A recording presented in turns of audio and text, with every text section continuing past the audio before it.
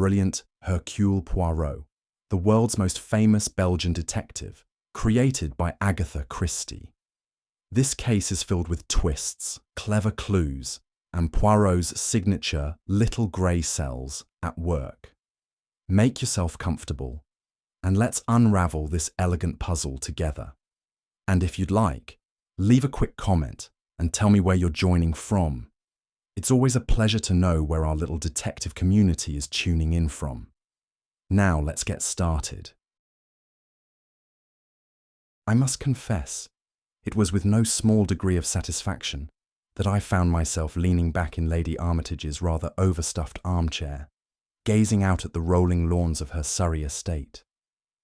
The countryside had always appealed to me, a place of fresh air, simple pleasures, and the distinct absence of London's incessant bustle.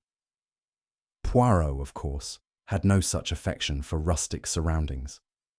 "It offends the moustaches," he declared, peering out of the window as if the hedgerows themselves had launched a personal attack on his person. "This air, it is damp, mon ami. It clings to one's grooming like an unwanted guest." I suppressed a smile. We had been invited by Lady Armitage, a long-standing acquaintance of Poirot's, to attend one of her famed weekend gatherings, an affair for collectors of rare curios. The lady herself was something of a connoisseur, though I suspected her true delight lay not in the objects themselves, but in the status their possession conferred. Poirot, for all his complaints, had accepted the invitation with unusual alacrity. "For once," he had said, "I shall be surrounded not by those who kill, but by those who collect." A relief, n'est-ce pas? I was less convinced. I had seen time and again how murder was an uninvited guest that followed us wherever we went. Still, I resolved to enjoy the weekend. Walks in the gardens, leisurely conversation, and perhaps, if fortune smiled, a game of billiards. Poirot, meanwhile, had already produced a small silver mirror from his pocket and was adjusting his famous moustaches with the solemnity of a priest preparing for high mass. "Even in the wilderness," he declared, "Poirot must remain impeccable." The drawing room was a curious sight, a veritable museum of eccentric personalities, each more peculiar than the last. There was Major Claude Litton, his sun-browned face lit with the zeal of an archaeologist who had dug up one treasure too many. Opposite him lounged Mr. Harold Lockxley, an art dealer with the slick confidence of a man who knew exactly how far one could stretch the truth before it snapped. "Quite the assortment," I whispered to Poirot. He raised an eyebrow. "Observe, mon ami. These are not mere collectors, they are obsessives. And obsession, as you know, is but a step from folly." Lady Armitage, a stately woman with an air of rehearsed hospitality, flitted from guest to guest like a hostess conducting an orchestra. By her side stood her niece, Miss Evelyn Fosbury, pale and wide-eyed, clutching a crystal pendant like a talisman. Something about her caught Poirot's attention. I saw the flicker of interest in his eyes. I was less focused on psychological undercurrents and more intrigued by the objects themselves. Cases of ancient coins, rare manuscripts, and a frankly grotesque stuffed monkey wearing a ceremonial dagger strapped to its back. "A house full of collectors," I remarked, "and yet I wager they would murder each other for the right piece." Poirot's expression grew thoughtful. "Ah, Hastings," he murmured. "You make a jest, but you may find yourself more correct than you imagine." The package arrived just before dinner, delivered not by a servant, but left on the small table outside Poirot's room, as though its sender had wished to remain invisible. Hastings, ever eager for adventure, seized upon it immediately. "Poirot, a mystery already!" he exclaimed, placing the package before my friend with the glee of a child offering a newly caught butterfly. Poirot examined it carefully. The paper was thick, the string knotted with unusual precision. He sniffed it. "Ah, a faint scent, sandalwood." With that, he slit the parcel open, revealing a single photograph lying within. The image was of an ivory dagger, exquisitely carved, its hilt inlaid with delicate mother-of-pearl and bearing strange inscriptions along the blade. There was no note, no signature, only the dagger, captured in black and white, its sinister beauty seemingly magnified by the absence of context. "Curious," Poirot murmured. "It is no ordinary dagger, this." Hastings peered over his shoulder. "Some sort of Eastern relic, I imagine. From India, perhaps, or Persia." Poirot merely smiled, his fingers tracing the outline of the blade in the photograph. "Do you know, Hastings, that certain objects attract misfortune, not by supernatural means, but by the greed and desperation they inspire?" Hastings, who preferred his mysteries more tangible, scoffed. "It's just a photograph, Poirot." "Mais oui," said Poirot, his eyes narrowing. "But the question is, why was it sent to me?" Before Hastings could offer a theory, Poirot carefully placed the photograph on his desk and turned toward the dining room. "Come, mon ami, dinner awaits, and after dinner, perhaps, answers." It was some time after dinner, when Poirot had taken up his customary position by the fire, that the door creaked open just enough to admit a pale, trembling face. It was Miss Evelyn Fosbury, Lady Armitage's niece, and the poor girl looked as though she had seen a ghost. I hope I am not disturbing you, Monsieur Poirot," she said in a whisper that barely carried across the room. Poirot straightened at once, his eyes sharp with interest. "Disturb me?" "Not at all, mademoiselle. It is clear you have something upon your mind, something which weighs heavily, eh?" She cast a wary glance over her shoulder, as if fearful someone might be listening from the corridor. Poirot, with a gesture both grand and reassuring, motioned her to sit. I offered her a glass of brandy, which she accepted with shaking hands. I need your help," she said, her voice faltering. "It's about the dagger." At the mention of the word, Poirot's gaze flickered toward the desk where the photograph lay. "The ivory dagger?" She nodded vigorously. "It belonged to my uncle, Lord Armitage, before his death. There were terrible stories about it. My aunt always dismissed them. But my uncle, he believed." "Believed what, mademoiselle?" Poirot's voice softened, his manner that of a confessor coaxing out a long-held sin. "That it was cursed, that anyone who owned it would die."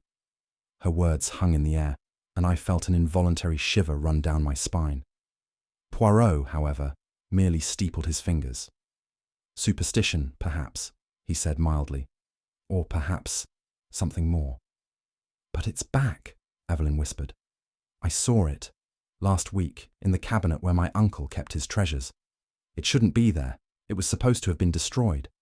Miss Fosbury's story unfolded like the plot of one of those lurid penny dreadfuls that Poirot so despised. The ivory dagger, she explained, was said to have originated in the court of a ruthless Indian prince, who had it carved from the tusk of an elephant slain in a sacrificial ritual. According to legend, the dagger carried a curse. Whoever possessed it would die a violent or untimely death. Her uncle, it seemed, had acquired the dagger years earlier, despite repeated warnings from his colleagues and friends. In the months that followed, Lord Armitage grew increasingly paranoid. He became convinced that someone, or something, was watching him, waiting to strike. When he died suddenly of a heart attack, the servants whispered that the curse had claimed its victim. After his death, Lady Armitage ordered the dagger destroyed, or so Evelyn believed. But now, it had inexplicably reappeared. "I know it sounds mad," she said, wringing her hands, "but I'm certain it's the same dagger." Poirot gave a small, thoughtful nod. "It is not madness, mademoiselle. It is fear. And fear, you see, is often far more dangerous than any dagger." As Poirot reached for the photograph to compare it with Evelyn's description, a sudden scream shattered the quiet of the house. Hastings and I leapt to our feet, and Evelyn gave a strangled cry. "Stay here, mademoiselle," Poirot commanded, already moving toward the door. We hurried into the corridor, following the sound of panicked voices toward the garden terrace. A window stood open, its glass shattered. On the desk beside it, the very desk where Poirot had left the photograph. The photograph was gone. Mon Dieu, Poirot murmured, crouching to examine the broken glass. Whoever it was, they did not wish to be seen, but they did wish to take something. The photograph, I asked, breathless. Précisément. But why steal a photograph? I demanded. The dagger itself is nowhere to be seen. Poirot straightened, his eyes gleaming with quiet triumph. That, mon ami, is exactly the question we must answer. I have always found that English country houses possess a particular type of library, dusty, heavy with the scent of leather and old paper, yet oddly underread. Lady Armitage's library was no exception.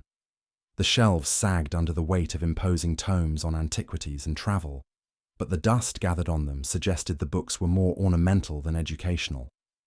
Poirot, however, had little interest in the books themselves. His attention was fully fixed upon Lady Armitage, who sat in a high-backed chair by the window, her hands folded too tightly in her lap. "Madame," Poirot began with his customary courtesy, "you must permit me to ask you a few questions regarding this ivory dagger." Lady Armitage's lips twitched, just once, before she smiled. "That nonsense. My late husband had a fondness for collecting absurd trinkets, Monsieur Poirot. I fear the servants made rather too much of it." "And yet," said Poirot softly, "it was destroyed, was it not?"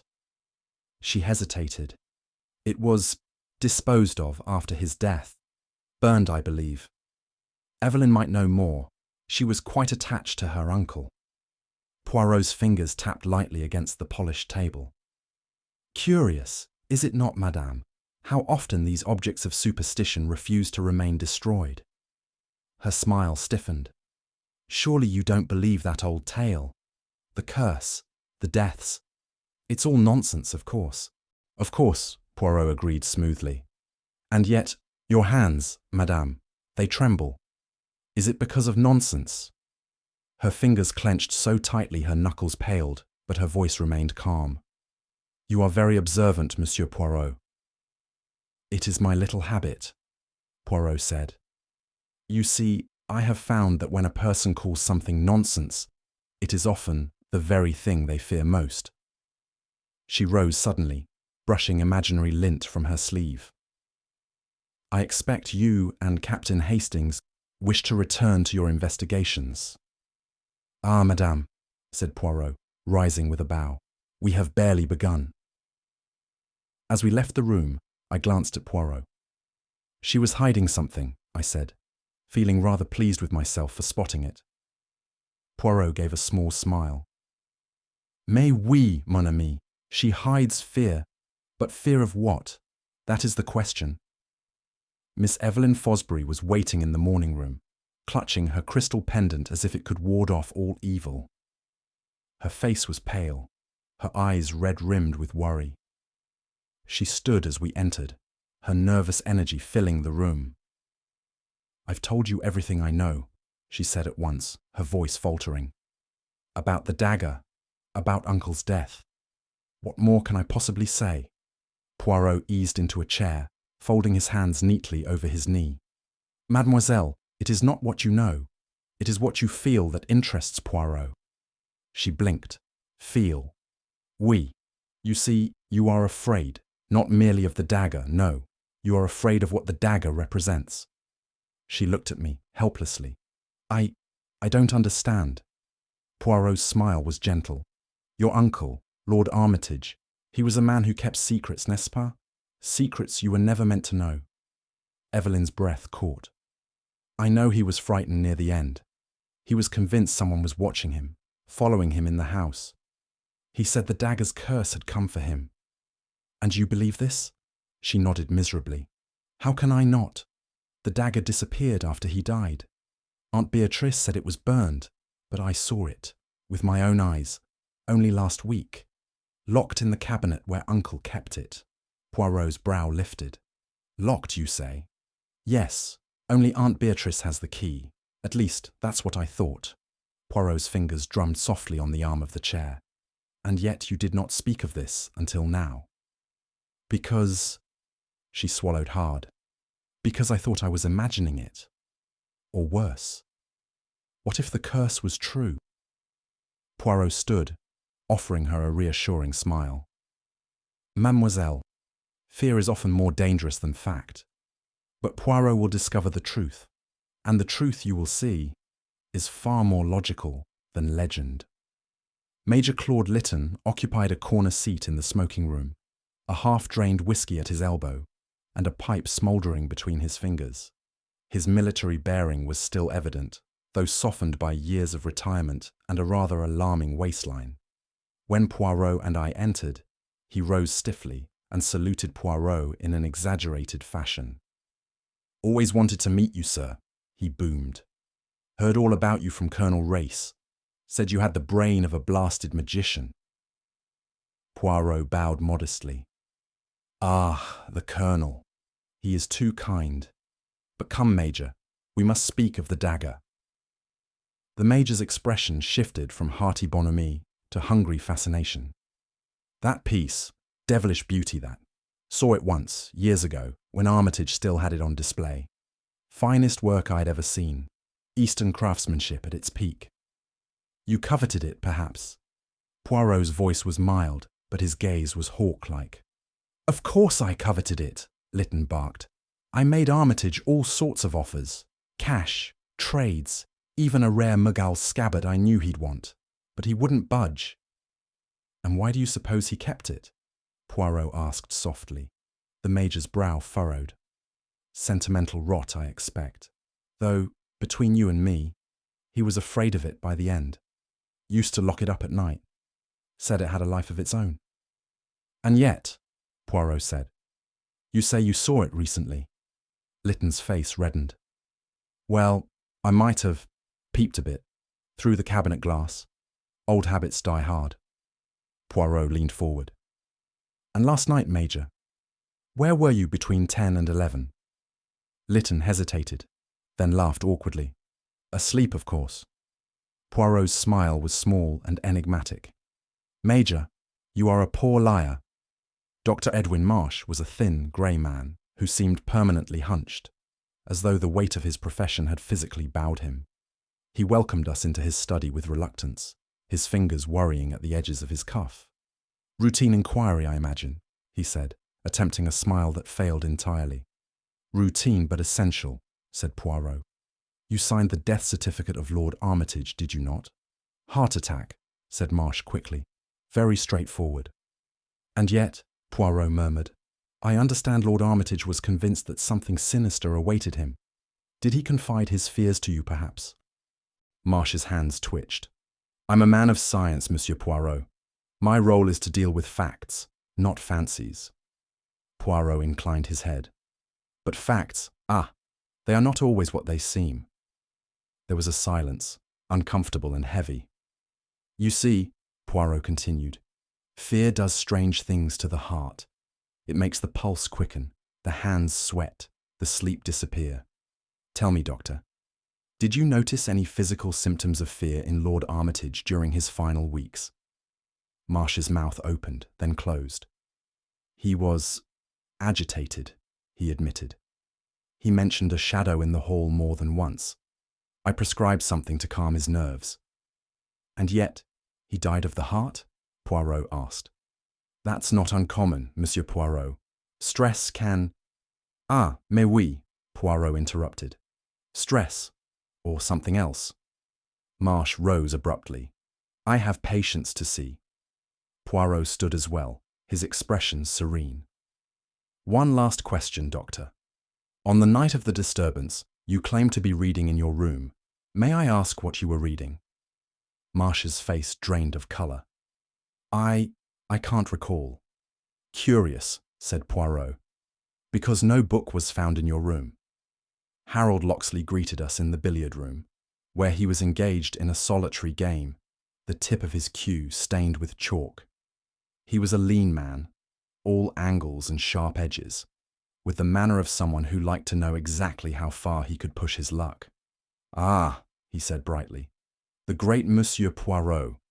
You're wasting your time, you know. This whole dagger business, pure humbug."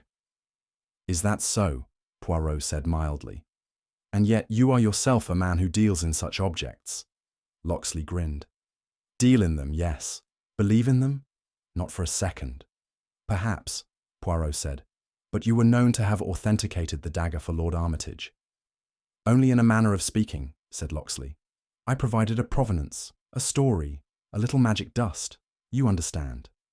You forged the documents, I blurted out, appalled. Lockxley shrugged. Let's not be vulgar about it. I supplied what the client wanted. And if the client wanted proof of a curse? Poirot's voice was silk smooth. Then I'd have conjured one up, said Lockxley. Collectors eat that sort of thing up. Poirot's eyes narrowed. And yet, you have the burns on your fingers, Mr. Lockxley, as though you handled something recently. A relic, perhaps. Locksley's smile faltered. I stumbled against the hearth. Of course, said Poirot, but his tone was unbelieving. As we left the billiard room, Hastings shook his head. A thoroughly unpleasant fellow.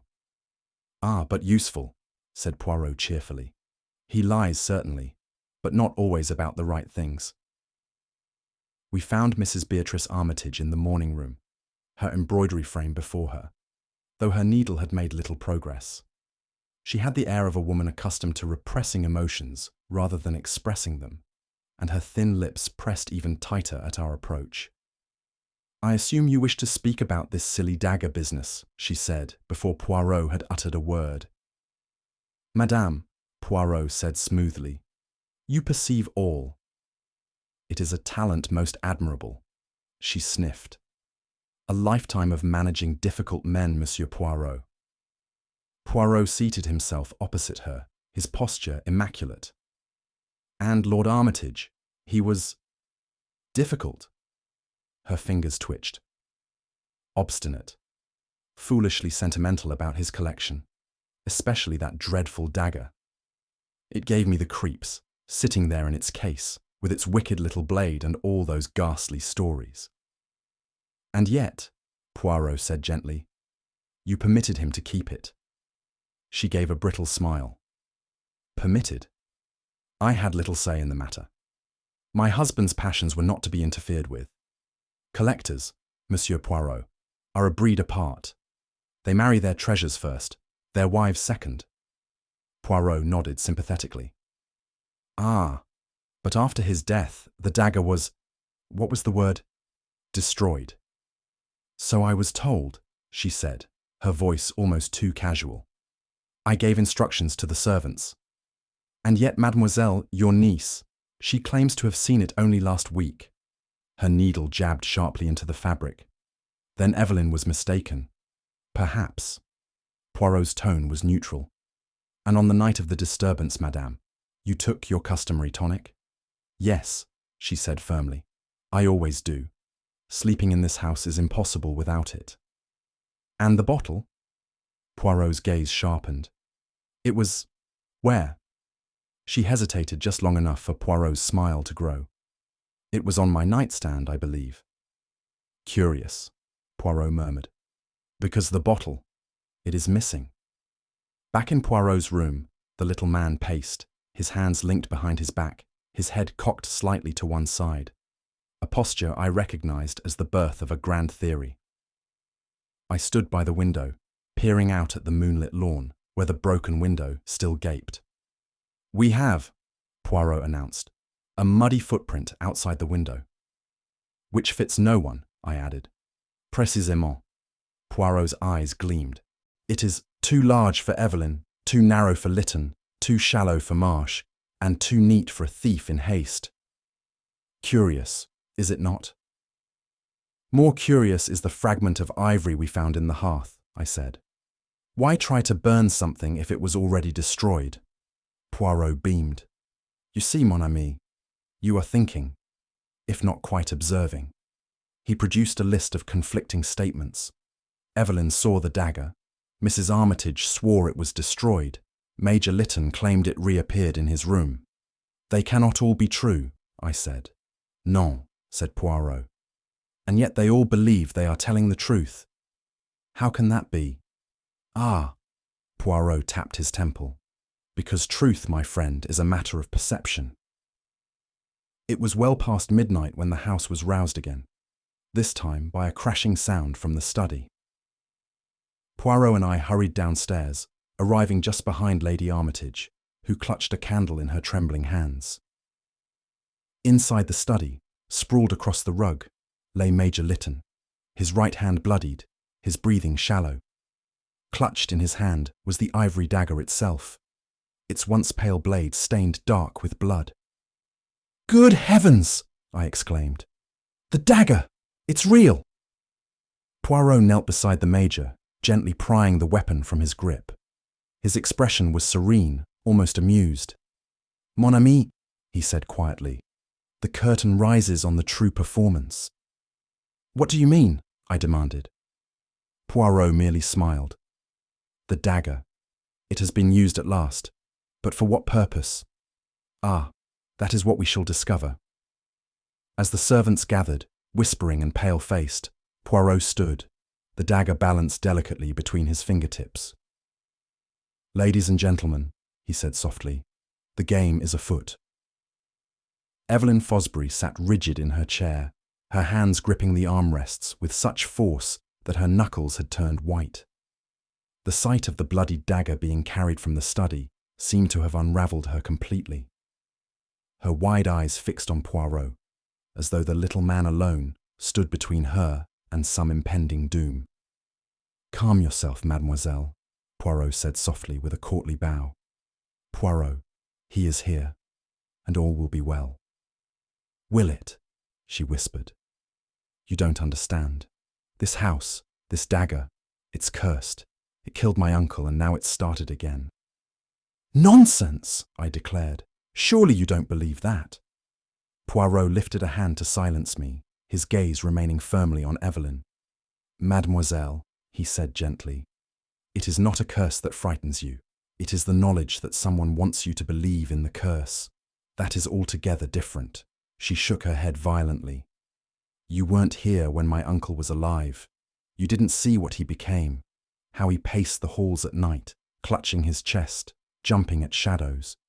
He said the dagger wanted to return to its rightful owner, and that until it did, it would keep killing." "And yet," said Poirot, "you did not leave this house." Her fingers dug into the fabric of the chair. "Because I thought, if I stayed, I could protect him, but I failed." Poirot inclined his head. "And now you fear the same fate will befall you?" "Yes." Her voice broke on the word. "I know it sounds mad, but after my uncle died, the dagger vanished. And now it's back, and someone tried to kill Major Litton with it. It's starting again." Poirot's eyes narrowed, ever so slightly. "Mademoiselle, tell me, on the night your uncle died, where were you?"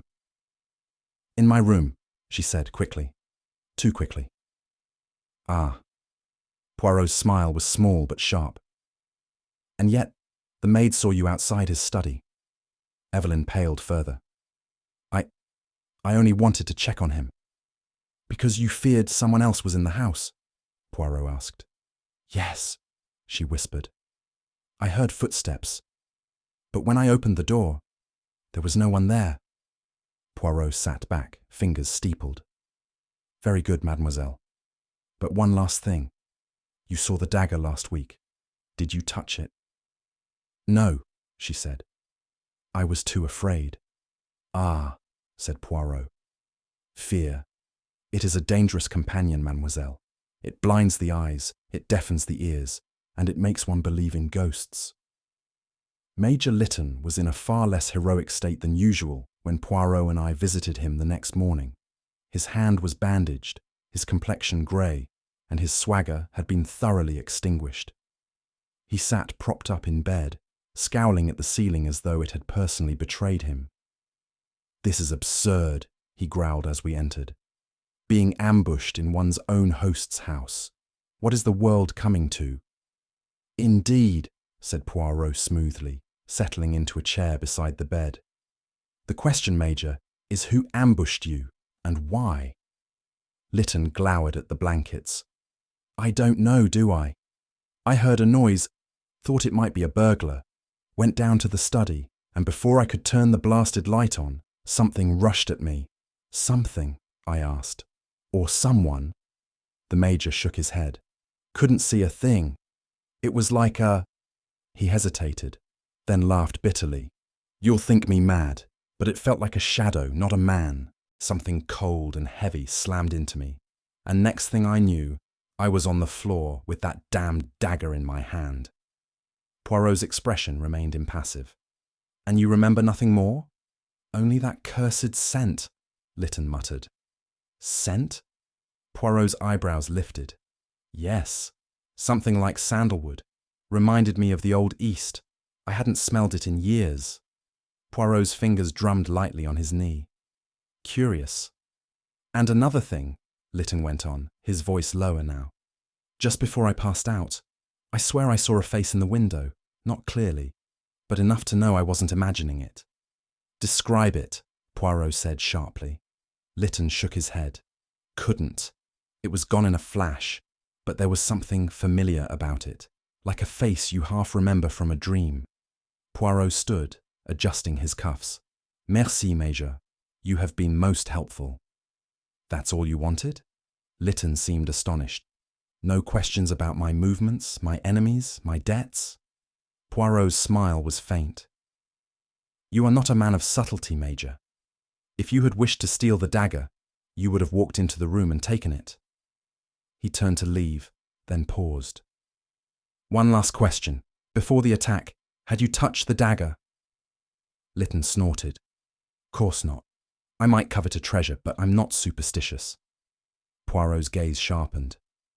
Superstition, no. But fear, that is another matter.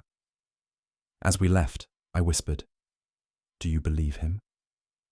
Poirot smiled, that maddening, unreadable smile. Hastings, mon ami, a man may lie, and still speak the truth.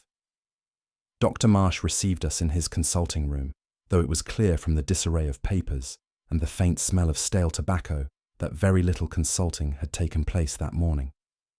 He stood by the mantel, fingers nervously adjusting a small porcelain figurine, only to place it back precisely where it had been. Poirot's gaze followed this fidgeting with quiet amusement. I imagine this is about the dagger, Marsh said, attempting a dry smile. I've heard quite enough about that accursed thing. Accursed? Poirot's voice lifted slightly. But I thought you, Doctor, were a man of science. Superstition is contagious in this house, Marsh muttered. Even rational men catch it after a while. Poirot eased into the armchair with cat-like grace. And yet, Doctor, when you signed Lord Armitage's death certificate, you wrote heart failure. That is a most rational conclusion, n'est-ce pas? Because it was true, Marsh said quickly. Too quickly. Poirot's eyes twinkled. And yet you were uneasy, were you not? There was a silence, broken only by the ticking of the clock. Marsh sighed, sinking into his chair. I was uneasy because I knew Lord Armitage had been taking something, a strong sedative, one I hadn't prescribed.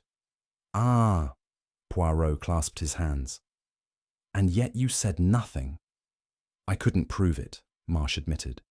But I suspected Lady Armitage was dosing him herself. He trusted her completely, you see. And toward the end, his mind was fragile. Fragile or frightened? Poirot asked softly. Both, Marsh said. He spoke of the dagger watching him, of shadows at his window. I tried to reason with him, but he spread his hands helplessly. And what of the night he died? Poirot's tone grew sharper. Where were you? In my room, reading. Poirot's head tilted. Reading what? Marsh's face tightened. I don't remember. Curious, said Poirot, because no book was found in your room. Marsh's gaze flickered toward the fireplace, where a few stray ashes lay. Poirot followed his glance. Ah, so the book, it was burned. Marsh's hands trembled. You have no proof. Poirot stood, immaculate as ever. Poirot does not require proof to see a man's fear, Doctor. You are afraid, but not of the dagger. No, you fear what the dagger might reveal. Mr. Harold Lockxley was waiting for us in the billiard room, lining up a shot with the air of a man who enjoyed appearing unbothered. His smile widened when we entered, though it lacked any real warmth. "Ah, Poirot, come to see if my fingerprints are on the dreaded dagger." "Non," said Poirot, glancing at the billiard balls. "You would never leave fingerprints, Monsieur Lockxley. You are too careful for that." Locksley's grin flickered. "What do you want, then?" "To discuss the provenance of the dagger," Poirot said pleasantly. "You, I believe, provided it." Locksley's cue faltered mid-shot. "So what if I did?" Poirot's smile remained fixed. "It was a forgery, was it not?" Lockxley straightened. "Prove it." "Ah, no, mon ami. That is your specialty." Poirot's expression grew almost mischievous. "But you see, a forgery does not carry a curse, does it?" Locksley's eyes narrowed. "I never said it was a forgery." "And yet," Poirot continued, "you implied it. You cast doubt, because doubt protects you, does it not? If the dagger is false, your reputation suffers. But if the dagger is cursed, your little deception is safe." Lockxley shrugged. "Collectors love a story. I gave them one." Poirot leaned closer. "And if someone knew the dagger was fake, but pretended otherwise?" Locksley's smile faded entirely. "That," he muttered, "would be dangerous." Mrs. Armitage sat in the drawing-room once more, this time without her embroidery. Her hands lay clasped in her lap, though they twisted together, knotted with tension. Poirot took the chair opposite her, his gaze gentle but unwavering. "Madame," he began, "the dagger, it was said to be destroyed, was it not?" "So I was told," she said sharply. "I had no interest in the thing." "And yet," Poirot murmured, "it reappeared." Her fingers jerked, as though struck by a sudden chill. "That's impossible." "Impossible, yet true," Poirot said. "Curious, is it not?" She rose abruptly, moving to the window. "You think I had something to do with it?" Poirot's voice remained soft. "I think, madame, that your hands tremble when you speak of the dagger. That is curious in one who claims to care nothing for it." "It's ridiculous," she snapped. "I wanted the whole collection sold after my husband died. All those ghastly relics, they meant nothing to me." "And yet," Poirot said, "you kept the key to the cabinet." She turned, startled. "How did you know that?" "Ah, madame," Poirot smiled. "It is the little details. The servants have their keys, but they would not know that you keep yours, hidden in the drawer of your bedside table." Her face paled. "You searched my room?" Poirot shook his head. "No need. Your hands told me everything." Mrs. Armitage sank into a chair. "I only kept the key because my husband trusted me with it. I hated that dagger." Poirot's gaze sharpened. "And yet you feared it, madame. Not because of what it was, but because of what it contained." She shook her head, bewildered. "What are you talking about?" Poirot stood, brushing a speck of lint from his sleeve. "That, madame, you shall soon discover." By the time we returned to Poirot's room, my head was spinning with the sheer number of contradictions swirling around the case. Every suspect had supplied an alibi, yet not one of them could stand up to even the gentlest prodding.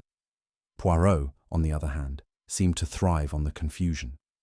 "Let us, mon ami, take stock," Poirot said, clasping his hands behind his back and pacing the room in his usual deliberate fashion.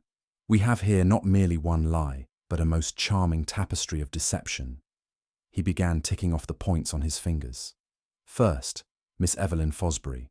She claims she retired early, yet a maid distinctly saw her creeping down the corridor shortly before the scream was heard. When confronted, Mademoiselle Evelyn produced a delightful story of hearing a noise and wishing to check the locks. She was afraid of the curse, I said. Ah! Poirot's finger shot up. Fear. It is the excuse that explains everything and nothing. He continued. Then we have Dr. Marsh. He insists he spent the evening reading, but no book was found in his room. Instead, the ashes in his grate suggest something was burned, hastily and in secret. Guilty conscience? I asked. Or guilty knowledge, Poirot replied.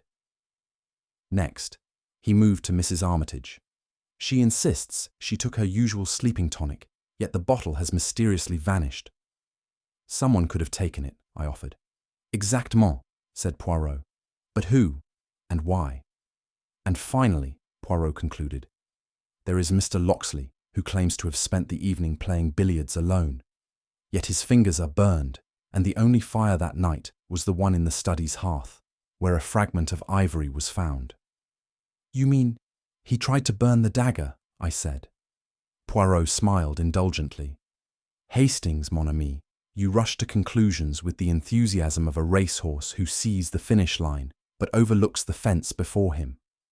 So none of them are telling the truth? I asked, bewildered.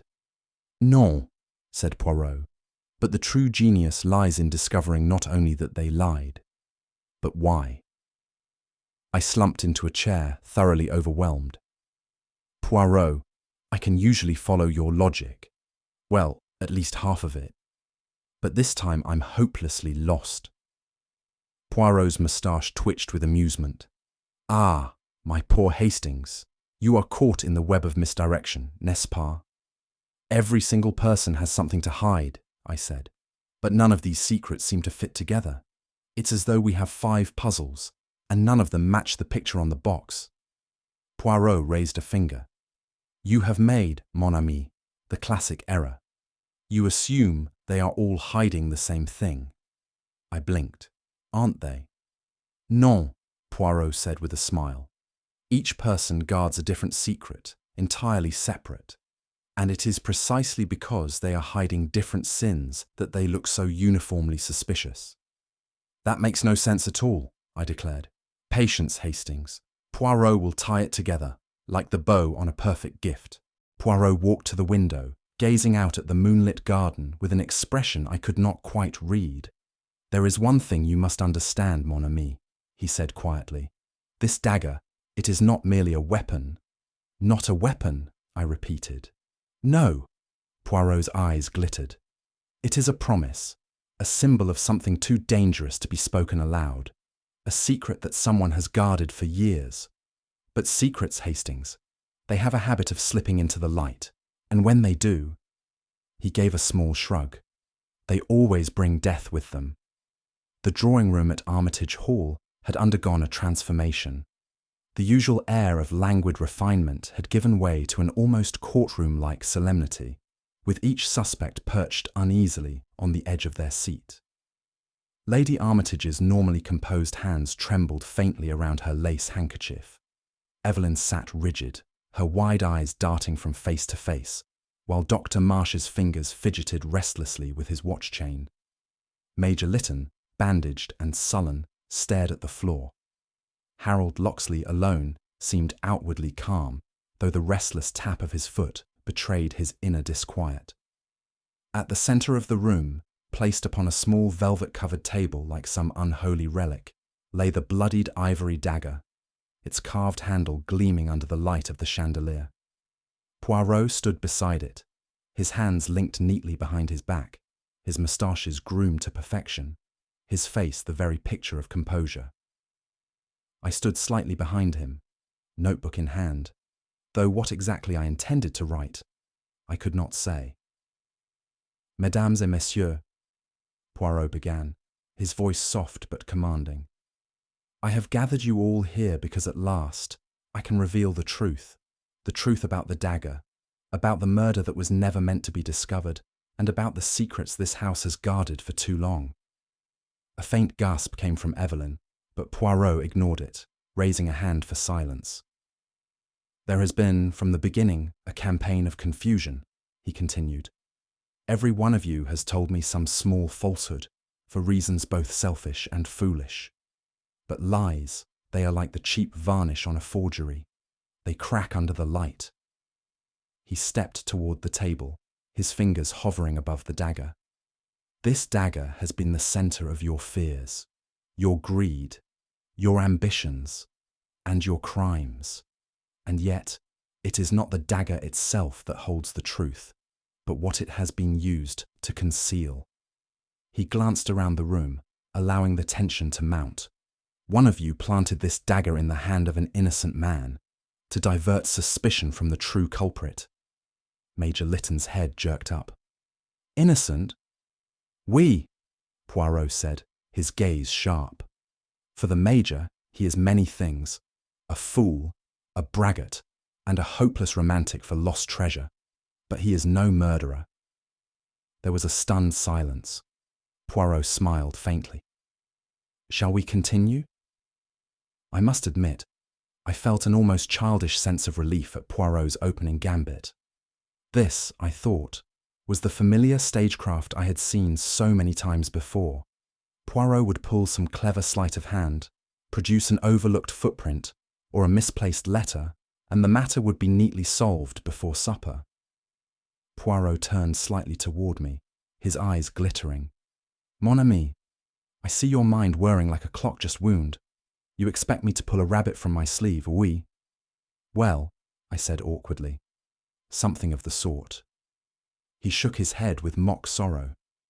Ah, Hastings, ever the man who sees but does not observe. He gestured toward the suspects, all of whom were now watching him with varying degrees of unease. What we have here, mon ami, is not a puzzle of objects, but a puzzle of people. People? I frowned. Oui, Poirot said softly. Every person in this room holds a piece of the truth, but none of them hold the whole truth. And so, we must take each lie, each half-truth, and fit them together into the only story that fits all the facts.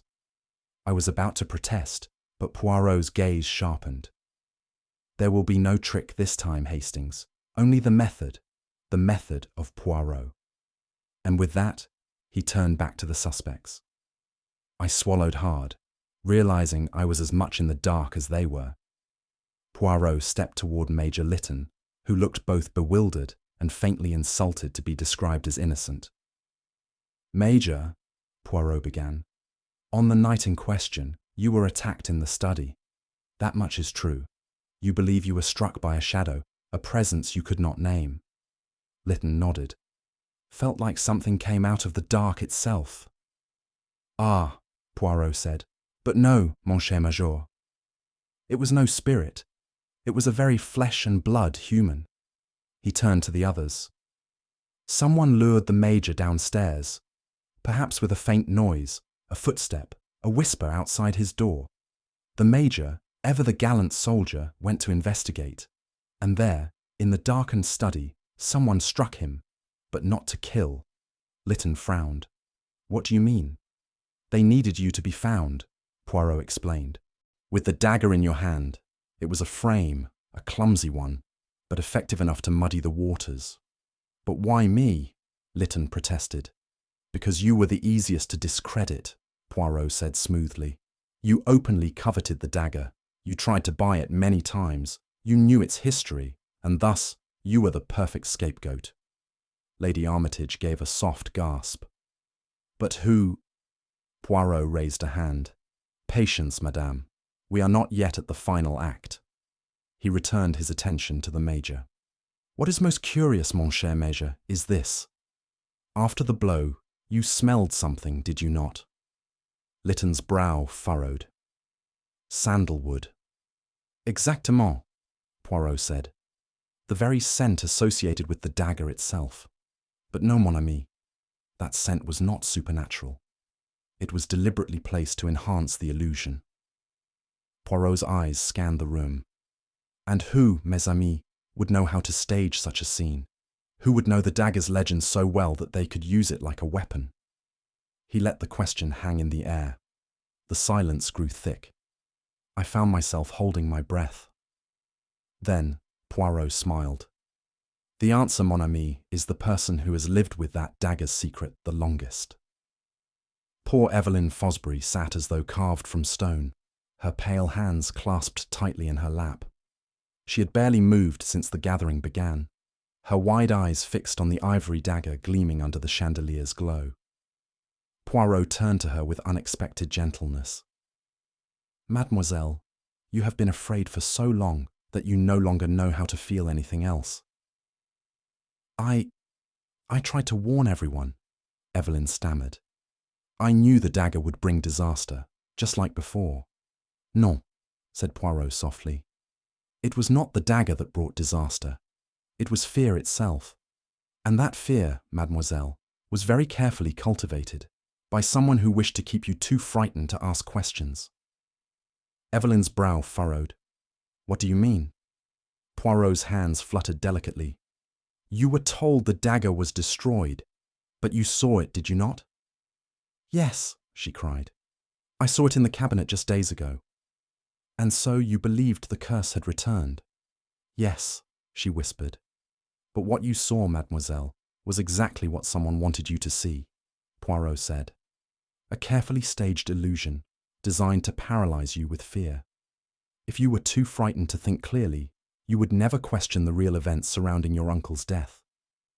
Evelyn's breath caught in her throat. But why? Why would anyone do that to me? Because you were the only one who remembered your uncle's final days with clear eyes. You saw his fear, his suspicion, and his growing conviction that someone close to him meant him harm. Evelyn shook her head in confusion. But I was never in danger. Non, mademoiselle, Poirot said gently. You were not the target. You were the distraction. A flicker of realization crossed her face, followed by tears of relief and fury. Then who killed my uncle?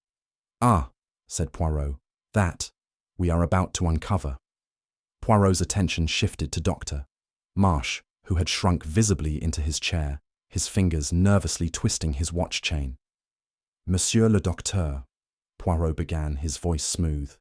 You are not, I think, a man accustomed to outright crime, but you are, alas, a man acquainted with compromise. Dr. Marsh attempted a smile, but it faltered badly. I don't know what you mean. Ah, but you do, Poirot said, his eyes narrowing. You signed Lord Armitage's death certificate, declaring his demise to be natural causes, a simple heart failure. It was heart failure, Marsh insisted. Non, said Poirot crisply. It was an overdose, a fact you chose to conceal. There was a collective gasp, and Lady Armitage's hand flew to her throat. Impossible, Marsh protested. He had been ill, his heart. His heart was weakened, yes, Poirot conceded, but his death was hastened by a heavy dose of sedative, a dose far larger than any doctor would prescribe. Marsh's face turned an alarming shade of grey. I only did what I was told. By whom? I demanded. Marsh shook his head miserably. I thought I was protecting the family. Lady Armitage told me he had become erratic, paranoid. She said the scandal of suicide would destroy the family's name. Ah, Poirot murmured. So you altered the certificate, not to protect yourself, but to protect her. I thought it was for the best, Marsh whispered. You were not a murderer, Doctor. Marsh, Poirot said gravely. But you were a coward, and cowards, alas, make excellent accomplices. Poirot pivoted smoothly toward Harold Lockxley, who had remained outwardly unruffled, though his fingers gripped his cigarette holder with undue force. Monsieur Lockxley, Poirot began, you are a man of business, are you not? Nothing illegal, Lockxley said quickly. Shrewd, perhaps. Opportunistic, but not criminal. Ah, Poirot smiled. But you see, forgery, it is a crime. Forgery, Lady Armitage exclaimed. The provenance for the Ivory Dagger, Poirot said smoothly. The glowing description of its royal origins, its sacred curse, all invented by Monsieur Lockxley. Lockxley scowled. I gave Lord Armitage what he wanted. A story. Collectors love a story. And you profited handsomely, did you not? Poirot's tone was almost approving. Lockxley shrugged. Lord Armitage didn't care. He wanted something rare, something famous. I gave him that. But the dagger itself, Poirot said, was not ancient. It was a clever reproduction, created not in some exotic palace, but in a back room in London. Lockxley raised his chin defiantly. It's still art. Perhaps, Poirot agreed, but it is not a relic, and therefore not cursed. Then why all the fuss? Lockxley demanded. Because, Poirot said, a forged dagger is dangerous in a very different way. It does not bring a supernatural curse, but it can expose the truth about who wanted the legend preserved. Lockxley paled slightly. I don't know what you mean. You do, Poirot said quietly.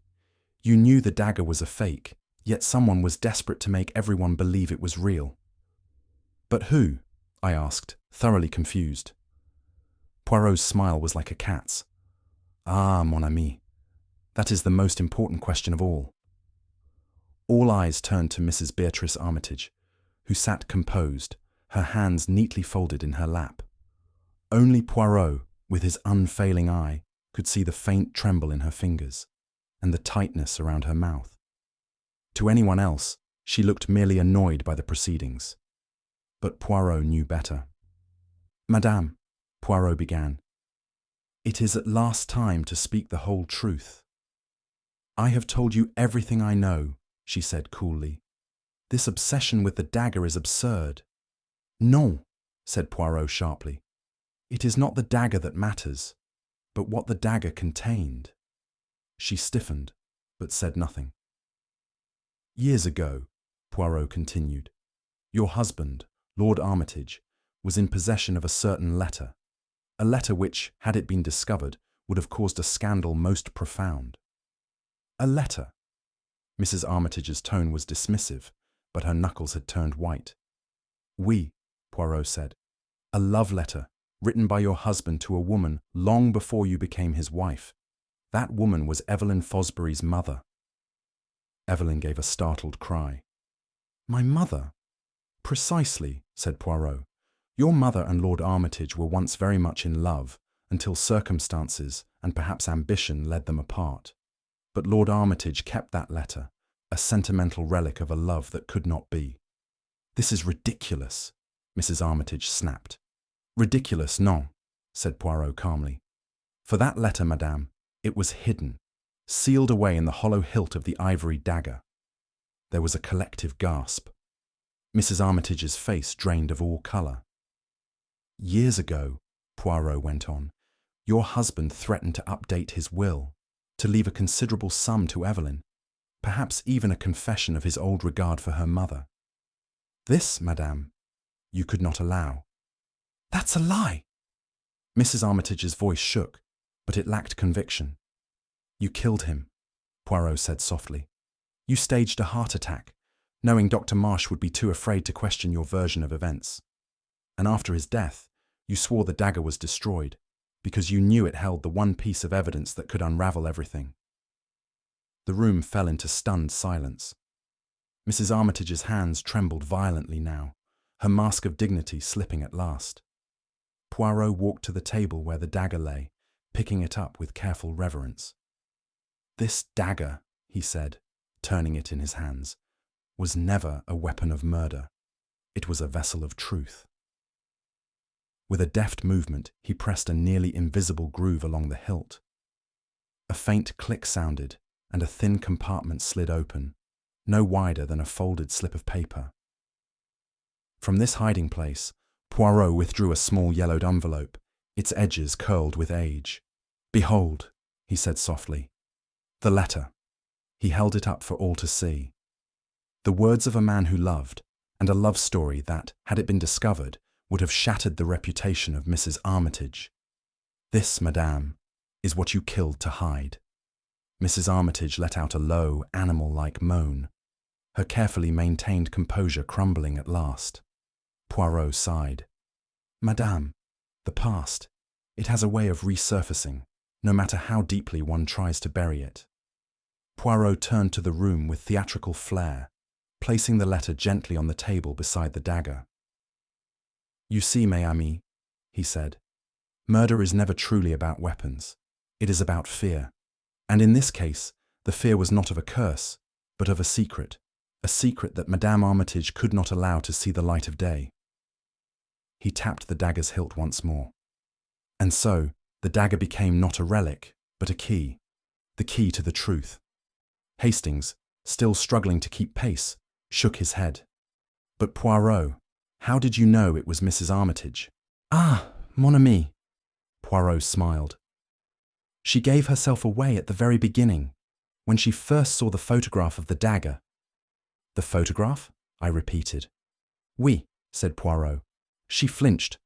Only someone who knew the true significance of the dagger would react so strongly to a mere image. He turned back to Mrs. Armitage. Guilt, madame. It announces itself in the smallest of gestures. With a final, graceful bow, Poirot stepped back, leaving the dagger, the letter, and the shattered life of Mrs. Armitage laid bare for all to see. The atmosphere in the drawing room had thickened to a near suffocating stillness.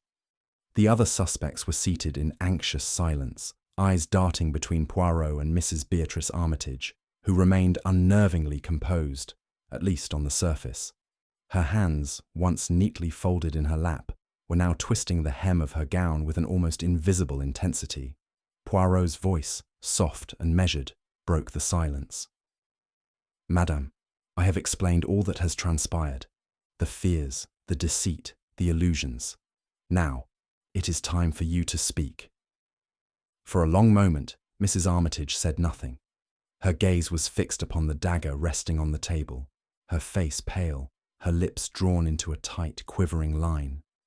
Poirot did not press her, but stood in patient expectation, his eyes never leaving her face. Then, with a sudden, shuddering sob, she collapsed back into her chair, her hand flying to her forehead, as though the weight of her guilt had suddenly become too much to bear. "It's true," she whispered, her voice hoarse with emotion. I killed him." There was a collective gasp from the room, but Poirot remained composed, watching her with quiet intensity. "I killed my husband," she continued, her voice breaking. "I couldn't let the truth come out. The letter, the affair, it would have ruined me, ruined us both." Poirot nodded, his expression not one of triumph, but of sympathy. "And so, you murdered Lord Armitage, staging his death as a heart attack. But you did not stop there, madame, did you?" Her eyes flickered with horror. "Number I framed Major Litton, hoping that the curse of the dagger would cloud the truth. I thought if I made everyone believe the dagger was truly cursed, they would be too frightened to ask questions. It was the only way to keep my secret buried." Poirot's lips curled into a sad smile. "But fear, madame, is a poor servant, and a dangerous master." She covered her face with her hands, her shoulders shaking as the weight of her confession settled upon her like an immovable burden. Poirot took a step back, allowing Mrs. Armitage a moment to compose herself before he turned his attention to the others in the room. He spoke with precision, as though each word were part of a larger calculation. "I believe you now understand, mes amis," Poirot began, addressing the room, "how Mrs. Armitage's actions were driven not by the supernatural, but by the most human of fears. The fear of exposure, of scandal." His eyes flickered toward Mrs. Armitage. "But allow me to explain how I arrived at the truth, for it was not by following the usual path of evidence, but rather by observing the psychology of the people involved." He glanced around the room, letting his words sink in. "From the beginning, I knew something was amiss with the dagger, but I did not look for a clue in the blade, or its supposed curse. No, I looked for the fear it inspired, for fear tells us more about the truth than the object itself." Poirot turned to Mrs. Armitage.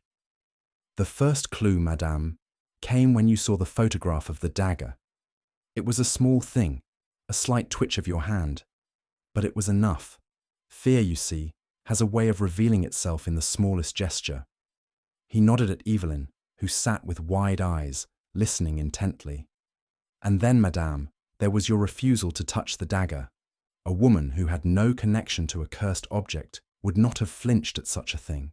But you, madame, who had lived with the fear of its secret for years, you recoiled.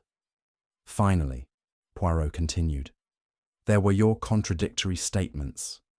You insisted the dagger had been destroyed, and yet you had seen it with your own eyes. Why would a woman who was telling the truth give inconsistent accounts. He paused, allowing the weight of his words to sink in. It was fear that betrayed you, madame. Fear, not the dagger. Poirot stepped toward the table where the dagger lay, its bloodied edge gleaming in the soft light of the chandelier. And now we come to the most bitter irony of all. Everyone in the room leaned forward, their faces drawn with a mixture of dread and curiosity. Poirot raised the dagger, turning it slowly in his hands. This dagger, which has caused so much pain, so much destruction, is not a relic of ancient curses or forgotten dynasties, he said, his voice calm, but carrying a sharp edge. No, it is something far simpler, and yet just as dangerous. He paused, as if allowing the tension to build. It was forged many years ago, not by an ancient craftsman, but by a man with ambitions, a man who sought to impress Lord Armitage with his collection of rare artifacts. Poirot explained, his eyes narrowing. It was Mr. Harold Lockxley, an art dealer and forger, who created this fake dagger. It was never ancient, and it was never cursed. Lockxley stood frozen, his face pale with shock and disbelief. "You can't be serious," he stammered. Poirot nodded gravely. "I am most serious, Monsieur Lockxley. You created this dagger to inflate its value, to create a false history for it. And Lord Armitage, so obsessed with rare and powerful objects, was taken in by the forged story." "But I didn't kill anyone," Lockxley protested. "Non," Poirot said, shaking his head. "You were simply a pawn in the game played by someone far more desperate, someone who had more to lose, someone who could not afford for the truth of this dagger to come to light." He turned to Mrs. Armitage. "And so, madame, the dagger's true curse was never its curse, but rather the fear it created. A fear that drove you to murder and deceit, to conceal the truth of your own guilt." Mrs. Armitage looked at the dagger, her face a mask of utter defeat. "All this for a letter," she murmured, her voice barely above a whisper. "A letter that should never have been written." Poirot nodded solemnly. "Indeed, madame, it was the letter that destroyed you, not the dagger. And now the letter has returned, bringing the truth with it." The final moments of the case were upon us, and yet, as I stood beside Poirot in the now silent drawing room, I could not shake the feeling that something more was yet to come. We had solved the mystery, revealed the murderer, exposed the lies. But as usual, Poirot was not one for a simple conclusion. There was always something extra. "You see, Hastings," Poirot said, his voice carrying an air of light amusement. "You think you understand the case, but you do not see it all." I raised an eyebrow, wondering what he meant. "I thought the case was over, Poirot. Mrs. Armitage has confessed. The dagger's secrets have been exposed." Poirot's lips curled into that familiar mysterious smile. "Ah, but that, mon ami, is where you are mistaken. The dagger, it is but a symbol, a tool of manipulation. But the true lesson here, as always, is in the mind of the murderer." I frowned, uncertain. The mind of the murderer? Poirot stepped closer to me, his voice lowering, almost as though he were sharing an important secret. "The dagger does not kill, mon ami. It is the fear of it that proves fatal. A fear carefully orchestrated, manipulated by a woman who was too frightened of the past." I looked at him, half amused, half confused. "You mean to say—" "The dagger, the curse, the shadow of death, it was never real. It was only a trap to keep others from looking too closely at the truth. And it was fear that kept them from seeing that truth." Poirot gave a small, theatrical shrug, as though all had been said and done. "Ah, Hastings, mon ami, the mystery is never truly solved until one understands the motives, not the actions. The mind, it is the most dangerous weapon of all." He smiled again, a glint of triumph in his eyes. "And so, my friend, the case is solved. But perhaps, just perhaps, you have learned something new today." I chuckled, finally understanding. "You're right, Poirot. The dagger didn't kill anyone. It was the fear surrounding it that did. Poirot nodded sagely. Exactly. Fear, mon ami. Fear is always the true culprit. With a final flourish, Poirot turned to leave the room, his head held high, his moustache twitching with satisfaction. And with that, we walked out, leaving the mystery behind us, and I was once again reminded of the greatness of Hercule Poirot's mind.